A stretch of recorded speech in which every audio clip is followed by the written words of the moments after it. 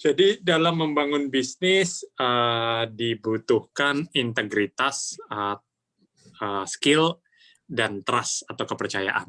Sehingga saran saya dalam membangun bisnis, teman-teman jangan berorientasi pada modal dulu, tapi berorientasilah pada keahlian apa yang kalian miliki, yang kemudian bisa dikembangkan menjadi nilai tambah. Misalnya,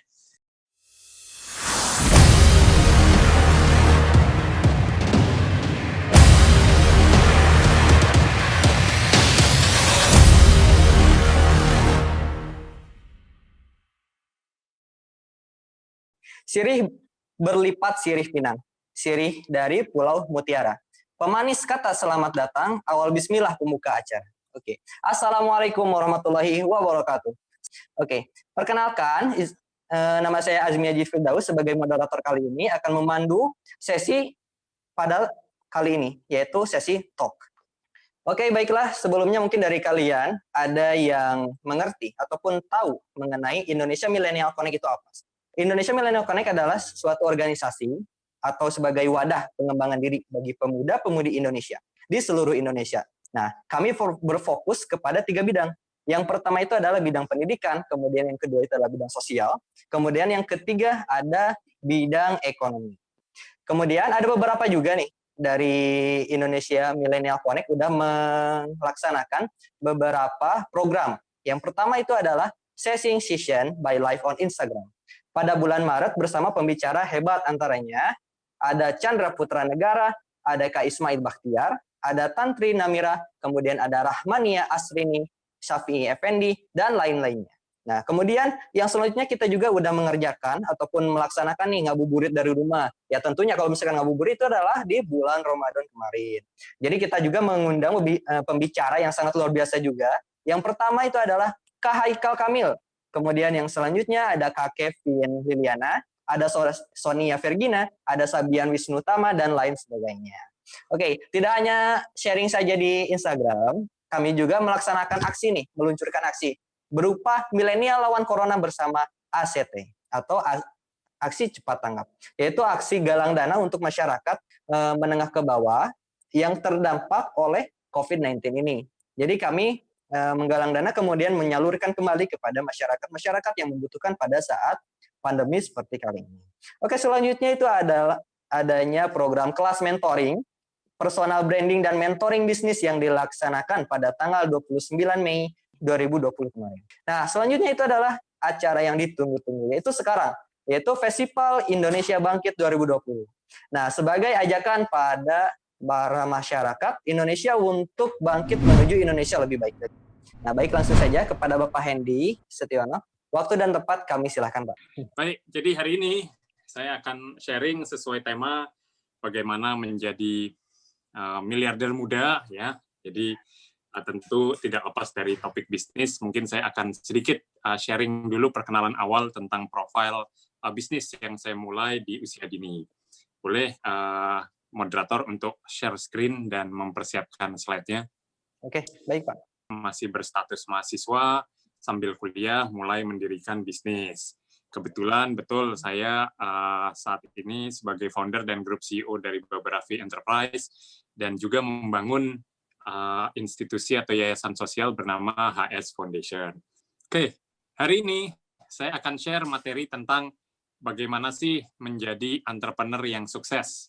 Juga saya akan berbagi bagaimana cara teman-teman menjadi entrepreneur dan juga bagaimana caranya scale up bisnismu atau bagaimana meningkatkan bisnismu di next level yang lebih tinggi. Ini 2 materi yang akan saya sharing, tapi mungkin akan juga disertai dengan tanya jawab dari moderator untuk supaya bisa lebih interaktif lagi. Lanjut, next. Jadi teman-teman bisa manggil saya Mas Hendy, saya asli Surabaya, kelahiran Surabaya. Di sela-sela waktu PSBB ini saya masih mencoba untuk secara aktif selain menjalankan bisnis juga menjalani hobi-hobi baru seperti goes, sepedaan gitu ya. Jadi biar lebih sehat juga. Jadi teman-teman di Surabaya yang mau bergabung, join goes bareng, ikut Bromptonpreneur, boleh kita saling sharing bisnis tapi juga sembari goes biar lebih sehat. Next. Nah, saya pengen tanya ke teman-teman, boleh dijawab di kolom chat. Apa yang terlintas di benakmu begitu mendengar nama Baba Raffi Enterprise? Boleh dong kalian tulis di chat. Kalian mengenal apa sih begitu mendengar Baba Raffi Enterprise? Rata-rata kebab gitu ya. Kebab. Ada yang jawab Mas Hendy Istiono. Ya, ada lagi yang Kebanyakan jawab kebab di sini, Mas. ya, banyak kebab. Ada yang juga jawab franchise. Wah, kebab terenak, pengusaha muda. Wah, ini luar biasa. Kalian luar biasa. Lapar. Langsung aja order ya. Oke, itu betul, tidak salah. Tapi saya akan jelaskan lebih detail tentang apa itu Baba Raffi Enterprise. Next slide, lanjut. Ya, jadi kalau boleh saya sharing sedikit, saya memulai bisnis kebab itu di usia 19 tahun. Masih berstatus mahasiswa pada saat saya kuliah di ITS di Surabaya, saya mulai mendirikan bisnis pertama saya, yaitu berjualan kebab. Kebetulan memang tidak ada darah pengusaha dalam diri saya. Ibu saya background-nya adalah seorang guru. Ayah saya, beliau bekerja sebagai karyawan di perusahaan oil and gas di negara Qatar di Timur Tengah. Singkat kata, di usia saya yang 19 tahun, masih mahasiswa dan kuliah, saya mengunjungi orang tua saya ke Qatar, dan di sana saya melihat banyak yang berjualan makanan kebab. Jadi ide pertamanya adalah pada saat saya berkunjung ke Qatar, melihat banyak yang jualan kebab, dan akhirnya terinspirasi untuk mulai jualan sendiri di Surabaya. Modal awal saya 4 juta rupiah, saya gunakan untuk bikin gerobak berwarna putih seperti yang ada di foto, tidak ada merek, tidak ada brandingnya, dan disitulah pertama kali saya berjualan kebab. Modalnya juga saya pinjam dari adik saya, yang ternyata alhamdulillah berjalan baik dan bisa berkembang terus sampai sekarang. Ini adalah foto pada saat saya baru membuka cabang pertama. Dan di sini kebetulan saya mengikuti komunitas Entrepreneur University atau EU, di mana kita diwisuda kalau sudah membuka usaha. Alhamdulillah saya membuka gerai pertama saya dan akhirnya di sini saya diwisuda. Tapi wisudanya bukan pakai toga gitu yang resmi, enggak. Wisudanya cuma salaman doang. Ya betul, 17 tahun yang lalu saya memulai bisnis kebab. Nah, saat itu saya mulai dengan satu ide yang bernama kebab. Karena di awal saya berkunjung ke negara Qatar, dan disitulah saya pertama kali menemukan kebab. Jadi pertama kali saya mencoba kebab dan terinspirasi buat mencoba jualan di Indonesia sebagai pelopor yang memperkenalkan kebab pertama kali. Next. Nah, dalam perjalanannya bersyukur, yang sebelumnya, dalam perjalanannya saya bersyukur ternyata kebab tidak hanya berkembang di Surabaya saja, tapi bisa berjalan ke kota-kota lain. Saat ini telah mengoperasikan lebih dari 1.000 gerai, tidak hanya di Indonesia, tapi juga bersyukur bisa berkembang ke luar negeri juga, seperti Malaysia, Brunei, Filipina, Bangladesh, Sri Lanka, dan lain-lain. Jadi mohon doanya supaya merek asli Indonesia ini bisa terus berkembang menjadi satu kebanggaan untuk kita semua. Lanjut, next. Ya, itu tadi bisnis pertama saya. Memang betul, 80% bisnis yang dijalankan 5 tahun pertama katanya gagal. Dan yang bertahan hingga tahun ke-10 hanya 4% saja. Saya bersyukur kebab adalah bisnis pertama saya, dan masih berjalan sampai sekarang. Walaupun sebenarnya banyak bisnis-bisnis saya yang lain yang juga gagal gitu. Seperti saya pernah berbisnis properti, tidak berjalan baik, batubara juga tidak sukses, dan sebagainya. Tapi ternyata semakin kemari saya tahu kemampuan dan skill yang kita kuasai, sehingga kita fokus ke bidang-bidang yang dikuasai saja. Saat ini Baba Raffi Enterprise menaungi 17 perusahaan, ada 17 brand under Baba Raffi Enterprise. Mudah-mudahan teman-teman pernah mendengar merek-merek berikut ini. Lanjut. Ya, jadi selain kebab Turki Baba Raffi dan kontainer kebab, brand lain yang kemudian saya coba bangun adalah Ngikan Yuk, bersama partner saya Rachel V-nya dan Okin. Lalu Forestry Coffee, saya berpartner dengan Deva Mahendra, dan Kekinian saya berpartner dengan Arif Tipang. Lalu ada Cake Pisang Villa juga di Batam. Mudah-mudahan teman-teman pernah mendengar ya merek-merek ini seperti Ngikan, Kekinian, dan Forestry Coffee. Komen dong di kolom chat kalau kalian pernah mendengar merek-merek ini. Ya, lanjut, next. Alhamdulillah, kalau pernah dengar, wah bersyukur. Jadi lebih mudah saya jelasinnya. Oke, lalu merek-merek lain yang saya terlibat sebagai angel investor atau saya berinvestasi pada bisnis-bisnis tersebut adalah di Jogja, ada Bakpia Kukus Tugu Jogja, cabang Kolombo, UNJ, lalu brand-brand lain yang saya terlibat sebagai angel investor. Oke, lanjut, next. Ya, tidak hanya di bisnis F&B atau kuliner saja, beberapa enterprise juga terlibat di bisnis-bisnis non-F&B, seperti tambak udang Faname yang berkembang sebanyak 200 kolam di daerah Subang dan daerah Lampung, begitu ya. Lalu juga ada skin center estetik bernama Aura Dermatology, bekerja sama dengan Aura Kasih, mudah-mudahan teman-teman masih mengenal nama Aura Kasih, dan Edutainment Park bernama Ninos yang kami bangun, yang saya terlibat untuk sebagai partner di Ninos di Kota Batam. Ninos ini bayangannya seperti Kidzania, jadi wahana bermain anak-anak. Di luar brand-brand yang bersifat komersil, di bawah HS Foundation atau yayasan, kita juga menggandeng teman-teman UKM yang pengen skill up atau naik kelas, seperti RBP Roti Bakar Premium, Hot Pangsit Nyonyor, Tokebi Snacks, yang sekarang masing-masing brand tersebut sudah berjumlah di atas 80 cabang. Jadi ini adalah brand-brand under beberapa enterprise yang sekarang saya geluti, yang masih berjalan. Tentu ada juga beberapa brand lain yang gagal, seperti saya sebutkan tadi, properti, batubara, dan sebagainya, karena mungkin bukan core bisnis kita, sehingga kita fokus di bidang-bidang yang kita kuasai saja. Mudah-mudahan teman-teman pernah mendengar ya brand-brand yang tadi, atau pernah mengenal merek-merek yang tadi saya sebutkan. Lanjut, next. Ya, jadi ini merek kontainer kebab. Mungkin teman-teman sering menjumpai di SPBU, di rest area, gitu ya, di Alfamidi, atau di lokasi-lokasi strategis, karena konsep dari kontainer kebab adalah buka 25 jam. Jadi seperti halnya SPBU yang buka 24 jam, kita mencoba untuk mengikuti. Namun akibat PSBB, sayangnya jamnya sudah tidak bisa lagi beroperasi 24 jam, harus mengikuti jam operasional dari masing-masing daerah. Nah, ini tambak udang Faname, bisnis berikutnya yang saya jalani, ada 200 kolam di daerah Lampung dan daerah Subang, Jawa Barat, yang hasil panennya untuk diekspor ke market-market luar negeri seperti Amerika, Jepang, dan Eropa. Lanjut, next. Ya, lalu merek seperti Forestry Coffee dengan Deva Mahendra yang bersyukur sekarang berjumlah hampir 100 gerai for coffee, dan kekinian.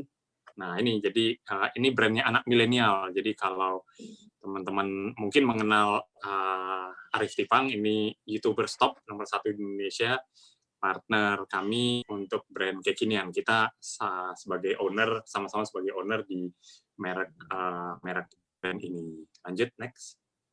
Nanti saya ceritakan gimana. Ya, mesti bersabar. Oke, dan ini yang baru aja viral, yang kita launch Oktober 2019 kemarin, mereknya namanya Ngikan Yuk. Ayo teman-teman, boleh dong komen kalau pernah nyobain atau pernah dengar merek Ngikan Yuk ini. Kebetulan saya berpartner, berkolaborasi dengan Rachel V-nya dan Okin, dan alhamdulillah responnya cukup bagus. Jadi dari gerai pertama yang kita buka Oktober 2019, per hari ini jumlah gerai yang sudah buka adalah sebanyak 160 cabang di seluruh Indonesia. Dan bersyukur banget di awal kita membuka cabang pertama Ikan Yuk di daerah Tebet, itu saking ramainya, saking viralnya, si customer sampai harus ngantri 3 jam. Wah, gila, itu luar biasa sih. Ya, satu momen yang mungkin di zaman pandemik PSBB ini udah nggak boleh lagi bikin grand opening yang rame-rame seperti ini. Tapi saya akan ceritakan juga gimana sih caranya bikin grand opening yang sukses, yang rame, yang viral, sehingga bisnis teman-teman bisa booming juga, seperti halnya Ngikan Yuk. Lanjut, next. Ya, udah menampil, Pak? kuncinya, udah. Ya, adalah sinergi dan kolaborasi. Ini apa sih kata sinergi dan kolaborasi ini? Ini adalah satu kata yang mudah untuk diucapkan, tetapi tidak mudah untuk dijalankan. Ya, jadi semua orang bilang, oh katanya kalau mau sukses kita harus kolaborasi, harus sinergi. Mudah buat diucapkan, tapi menggabungkan kekuatan antara satu pihak dengan pihak lain itu bukan satu hal yang mudah, terutama terkait dengan idealisme, visi, dan misi. Lanjut. Namun, dalam bisnis kami, kita mencoba untuk menyebarkan visi baru yang bernama Golaboration, yaitu gabungan dari kata goal, collaborate, dan action. Jadi, visi dari beberapa di awal tahun 2020, kita menanamkan spirit Golaboration terhadap seluruh tim, sehingga tim sudah open-minded kalau dengan adanya kehadiran partner baru, sinergi baru, yang kemudian bisa membawa nilai tambah, ini menjadi satu kekuatan yang luar biasa. Next. Nah, bagaimana cara membuat bisnis plan? Nah, ini dia. Tapi sebelumnya saya mau tanya dulu ke teman-teman, boleh dibuka kolom chatnya. Ada teman-teman di sini yang sudah memiliki bisnis, boleh komen di kolom chat dan menjelaskan bisnisnya namanya apa dan sudah ada berapa cabang, gitu ya. Jadi nama bisnisnya sama cabangnya berapa, ya. Nah, saya akan ceritakan bagaimana sih caranya membuat bisnis plan biar viral. Gimana caranya membangun bisnis plan biar booming, gitu ya. Next slide. Oke, kuncinya adalah research, validasi, benchmark, and competition. Jadi, di saat kita mau berbisnis, ya kita harus melakukan research, kita melakukan benchmark, validasi, dan ngecek kompetisinya itu udah ada siapa aja sih yang bermain di kategori ini. Misalnya, kalau ada yang ngajakin saya berbisnis es kopi susu, wah, padahal sudah ada kompetitor yang menjadi market leader di sini. Misalnya, saya sebut saja Kopi Kenanga yang baru aja dapat investasi 1 triliun. Atau sahabat saya, founder Janji Jiwa, juga sudah punya 800 cabang. Tentu tidak mudah kalau kita mau berkompetisi dan masuk di kategori es kopi susu. Demikian pula misalnya bisnis ayam geprek yang juga sudah banyak pemain dan bahkan sudah ada leadernya gitu ya, yang kemarin mungkin sedang hangat-hangatnya merek tersebut. Tapi itu juga satu market yang secara pasar cukup luas, tapi kompetisinya juga cukup ketat. Saya cenderung untuk menghindari bisnis-bisnis yang kompetisinya sudah cukup ketat seperti bisnis-bisnis kategori tadi. Next slide. Nah, kuncinya pada saat teman-teman membangun bisnis, ya, itu adalah yang utama menentukan spesifik target market.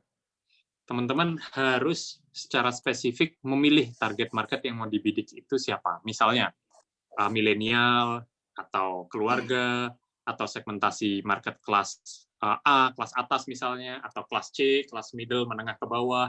Itu harus spesifik. Kenapa? Karena tidak ada bisnis yang menargetkan target market yang keseluruhan atau semuanya bisa. Misalnya, saya menargetkan produk saya bisa dikonsumsi dari anak-anak sampai orang dewasa. Itu tidak bisa, ya. Teman-teman harus spesifik karena nanti akan tergantung dengan strategi marketing atau sosial media yang mau dijalankan. Kalau target marketnya adalah milenial, maka bahasa sosial medianya juga akan bergaya bahasa yang ala-ala milenial gitu ya, yang mungkin agak sedikit alay, agak sedikit sesuai dengan target marketnya, tapi seperti itu yang harus ditentukan. Jadi teman-teman pada saat mau bisnis harus spesifik dulu target marketnya itu siapa sih, sehingga itu bisa menentukan strategi marketing, kemudian strategi pricing-nya atau harganya, karena kalau terlalu mahal mungkin milenial akan kesulitan buat mengkonsumsi. Next slide. Oke, unique selling proposition. Nah, USP. Apa yang membedakan dari kompetitor lain dalam menjual produk yang serupa. Jadi teman-teman pun juga harus menentukan USP-nya seperti apa, gitu ya. Jadi kita harus melihat USP-nya, kita harus melihat secara spesifik target market-nya, sehingga dari situ kita bisa mengetahui apa yang membedakan kita dengan kompetitor yang menjual produk serupa. Nah, poin-poin apa saja yang ada dalam USP? Next slide. Jadi dalam USP kita harus menang dalam beberapa kategori. Bisa jadi dari sisi produk, menggunakan bahan baku yang berkualitas. Misalnya dari sisi harga, dengan harga yang lebih terjangkau. Atau di proses atau servisnya, mungkin sekarang sudah menerapkan health protocol, sudah menjadi standarisasi di semua bidang usaha. Jadi teman-teman harus menerapkan sisi servis atau proses yang berbeda dengan yang lain. Nah, ini yang dinamakan USP atau Unique Selling Proposition. Teman-teman harus bisa secara jelas menjabarkan apa sih keunikan dari bisnis kita dibandingkan dengan kompetitor yang lain. Bisa dari segi harga, dari sisi bahan baku, dari sisi servis pelayanan, dari sisi tempat yang lebih nyaman mungkin, itu menjadi unique selling proposition yang berbeda dibandingkan kompetitor. Next slide. Ya, maaf. Oke, lanjut. Kita bukan Superman, jadi hanya yang mengerjakan semua sendiri. Nggak mungkin. Kita harus membangun super team. Teman-teman tidak mungkin menjadi Superman yang menguasai semua sektor, semua bidang sendiri. Mulai dari marketing, operasional, accounting dan finance, logistik, production, itu tidak mungkin kita sebagai entrepreneur menguasai sendiri. Itu sebabnya kita sebagai entrepreneur harus membangun super team instead of Superman. Lanjut, next slide.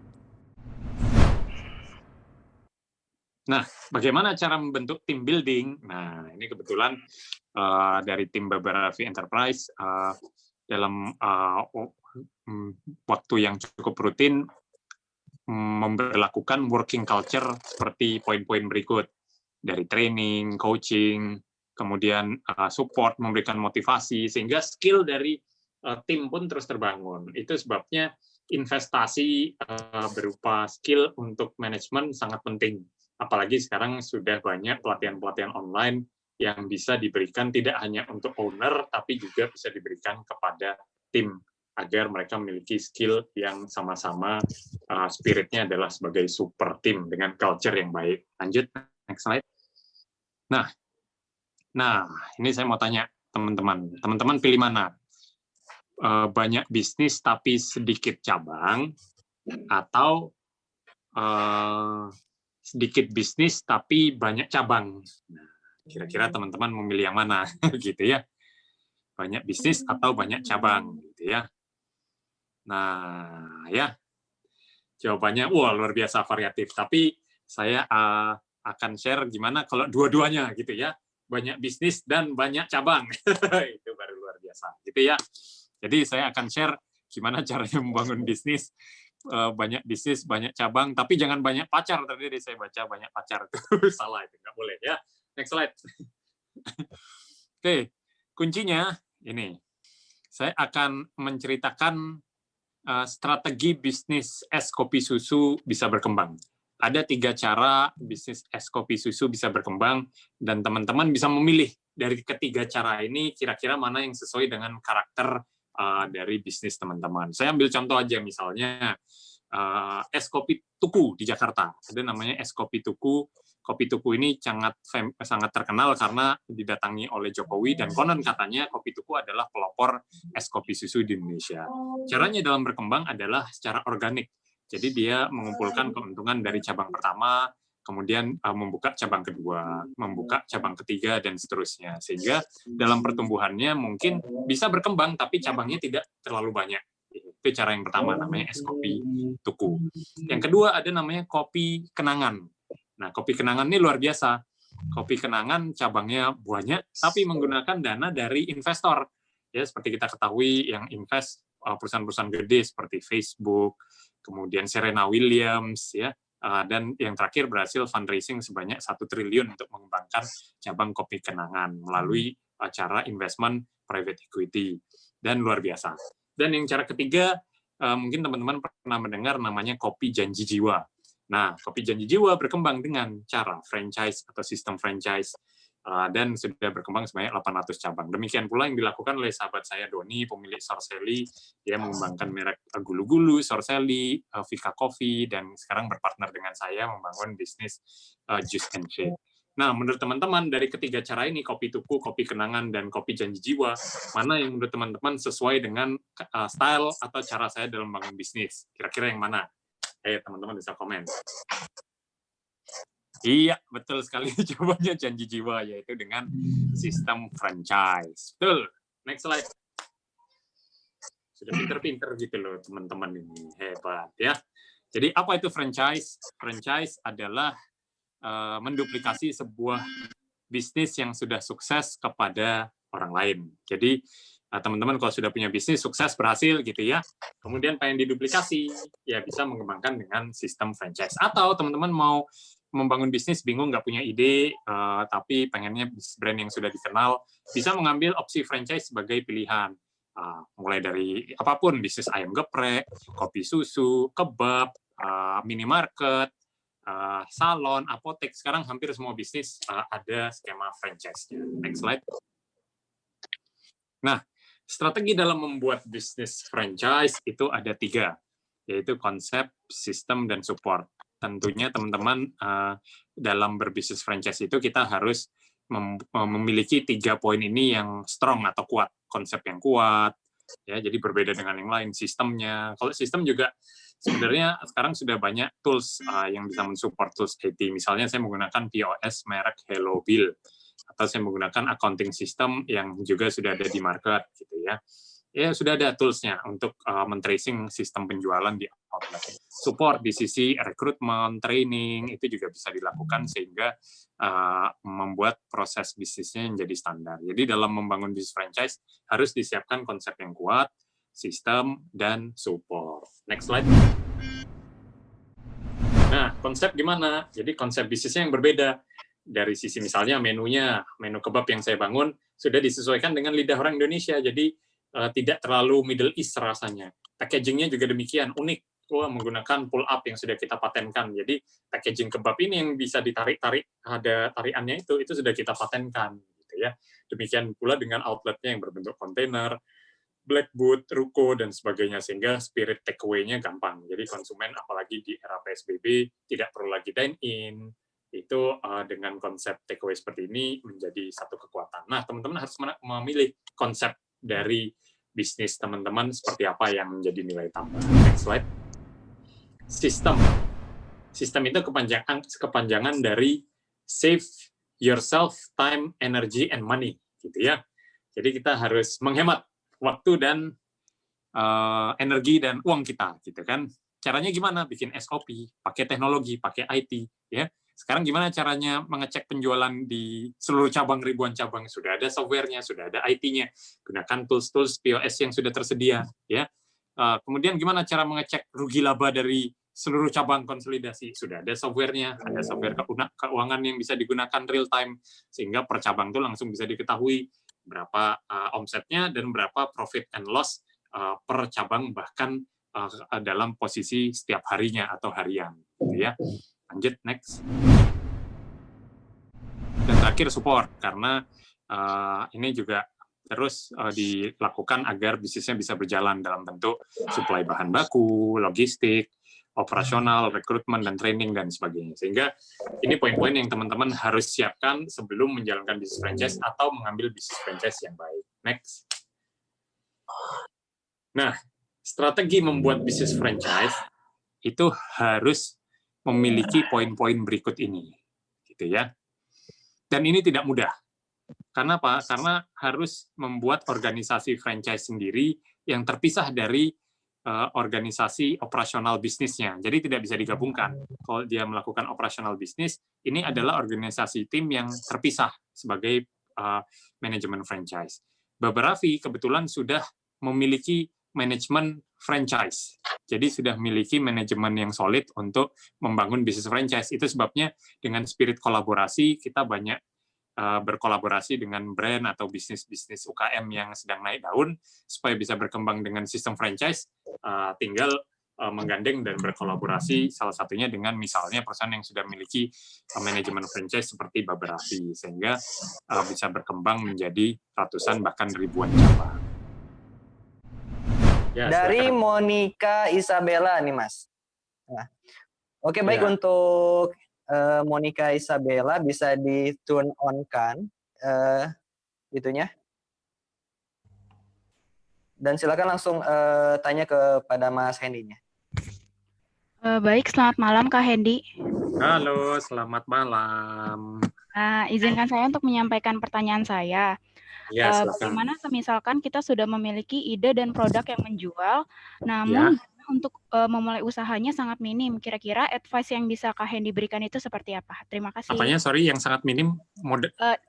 Dana untuk memulai usahanya sangat minim. Ya. Lalu kira-kira advice seperti apa yang bisa Kak Hendy berikan?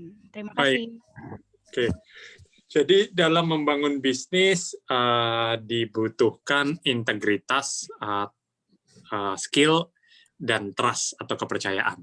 Sehingga saran saya dalam membangun bisnis, teman-teman jangan berorientasi pada modal dulu, tapi berorientasilah pada keahlian apa yang kalian miliki, yang kemudian bisa dikembangkan menjadi nilai tambah. Misalnya, kalau kalian punya kemampuan di sisi fotografer, nah gunakan keahlian tersebut untuk memulai bisnis foto, atau punya keahlian desain, bisa mulai untuk freelance designer, atau misalnya punya skill yang nggak ada orang lain yang kalian yang miliki, cuman kalian doang. Jadi setiap orang pasti dilahirkan memiliki keahlian yang berbeda-beda.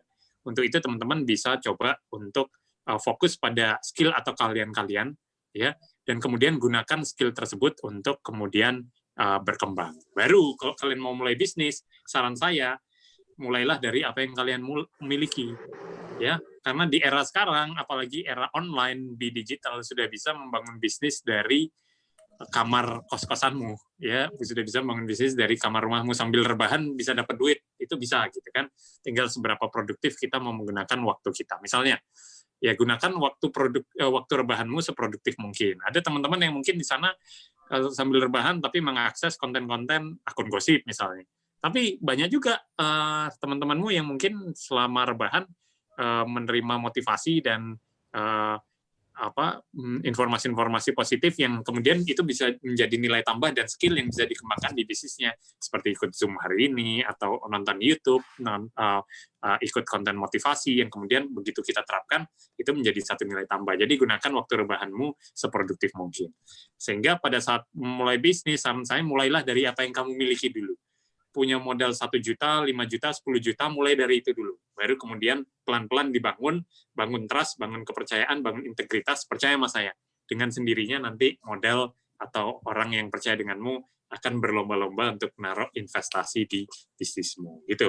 Jadi mulai dari kecil-kecilan dulu, start small, dream big, dan mudah-mudahan sukses jadi pengusaha yang bisa memberi manfaat seluas-luasnya. Assalamualaikum. Kak Hendy. Waalaikumsalam. Asmi. Ya, nama saya Muhammad Arthur Argantara. Saya dari Jakarta Selatan. Ya. Ya, saya punya bisnis es krim rendah kalori. Wih, mantap. Ya, itu udah saya coba sendiri dan beneran selama 10 hari saya makan itu berat badan saya turun drastis. Nah, wih, mau dong. Wah, harus nyoba tuh saya. Boleh, Pak. Saya kirimin kalau mau. Mau dong, ya. Nah, boleh. Itu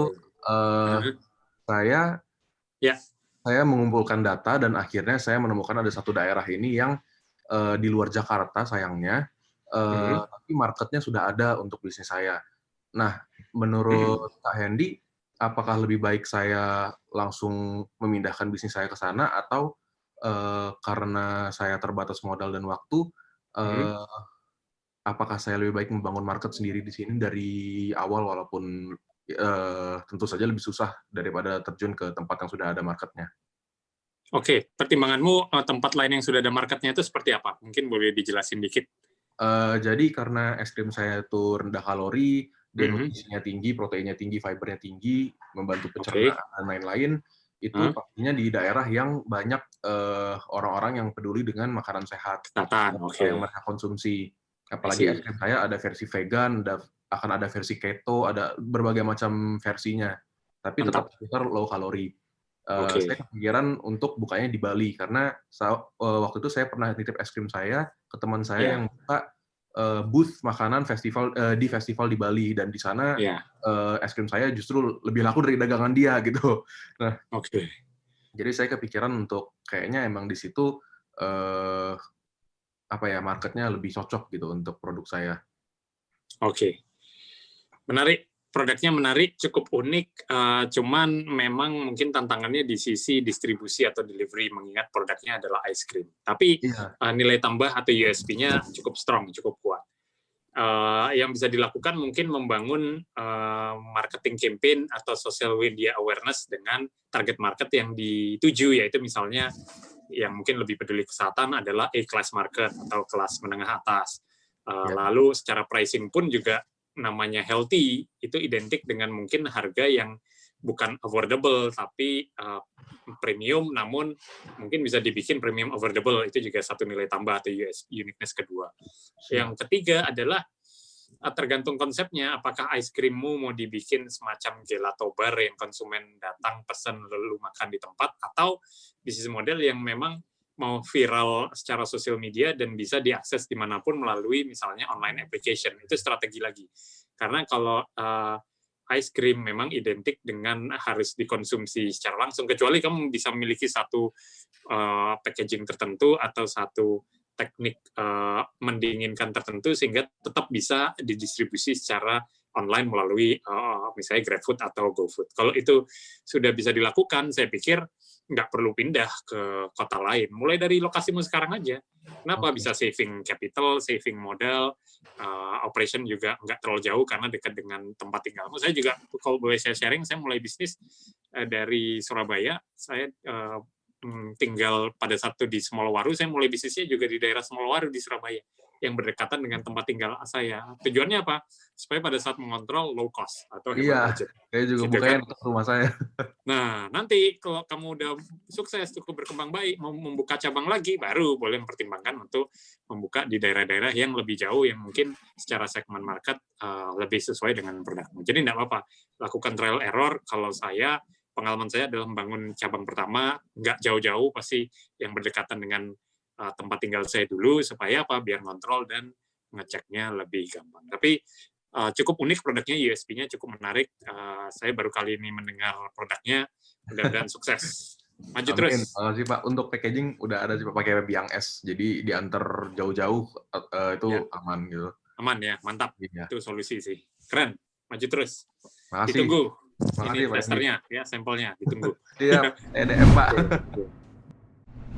Nah, pertanyaan itu adalah seperti bagaimana cara melakukan analisa indikator agar bersifat objektif dan tidak subjektif. Apakah terdapat metode khusus seperti quality function, deployment, atau tidak? Gitu. Oke. Lakukan riset dan validasi. Jadi, riset dan validasi itu tidak cukup kalau hanya dilakukan oleh owner-nya sendiri. Jadi harus dilakukan assessment, ya paling nggak menurut saya 5-10 orang. Jadi kalau kalian punya produk, kalian mau cek rasanya enak atau enggak, jangan menurut kita sebagai owner, nanti nggak objektif. Ya kalian bagi-bagi sampel ke misalnya teman, saudara, keluarga. Tapi disiapkan form. Dalam form tersebut dilakukan penilaian, kira-kira harganya berapa ya yang sesuai. Kemudian rasanya enak nggak ya, di scoring 1-10, rasa enaknya berapa. Kemudian mau membeli lagi nggak ya, di scoring dan sebagainya. Demikian pula dengan template yang tadi saya berikan, itu juga harus dilakukan assessment. Jangan sendiri, hasilnya kan mungkin berbeda, tapi kalau dilakukan sampling terhadap beberapa responden, bisa diambil rata-ratanya sehingga itu bisa menjadi valid. Tapi menurut saya, riset dan validasi itu zaman sekarang penting. Sudah nggak zamannya lagi kita berbisnis model insting doang, nggak zamannya lagi berbisnis model nekat doang. Itu mungkin 10-15 tahun yang lalu bisa dilakukan. Cara saya berbisnis juga model nekat, model berani doang. Tapi zaman sekarang harus disertai dengan data, dan data, lakukan riset dan validasi sehingga bisa meminimalisir potensi risk dan bisnis kalian bisa booming dan viral, gitu ya. Oke. Itu Mas. Baik, terima kasih kepada Mas Hendy. Mungkin sudah di penghujung waktu Pak atas sesi talk kali ini. Alhamdulillah. Jadi dapat disebutkan bahwasanya ide itu adalah satu hal yang murah, tapi yang susah itu adalah actionnya. Jadi mulai dari siapapun juga yang mau mulai usaha, maka lakukanlah gitu. Nah, Bapak untuk yang terakhir bisa menyampaikan closing statement-nya serta ajakan untuk berdonasi kepada seluruh audien bersama kita Indonesia Millennial Connect untuk disalurkan kepada pihak-pihak yang membutuhkannya selama pandemi 2020 ini, Pak. Ya. Baik, ya terima kasih teman-teman yang sudah mengikuti sesi Zoom Talk hari ini. Di balik krisis akan lahir orang-orang sukses yang baru, di balik krisis akan lahir miliarder-miliarder baru, dan mudah-mudahan salah satunya adalah teman-teman yang hari ini mengikuti Zoom Talk. Kalian adalah orang-orang sukses baru yang lahir di balik krisis. Kemudian berikutnya adalah manfaatkan waktu rebahanmu seproduktif mungkin, gunakan waktu kalian sebaik mungkin untuk meningkatkan skill dan keahlian sehingga nanti setelah pandemi berakhir kalian bisa membuat bisnis yang akan boom, viral dan bermanfaat buat orang banyak. Terakhir, the power of giving. Semakin banyak memberi, semakin banyak menerima. Mudah-mudahan teman-teman dengan berdonasi dan semakin dermawan itu akan membuat teman-teman semakin lancar rezekinya dan bisnisnya semakin maju. Jadi see you on top. Sampai ketemu lagi di pertemuan berikutnya. Dan saya tunggu kisah sukses dari teman-teman semua. Salam cuan, salam hebat luar biasa. Yeay! Terima kasih. Baik, terima kasih.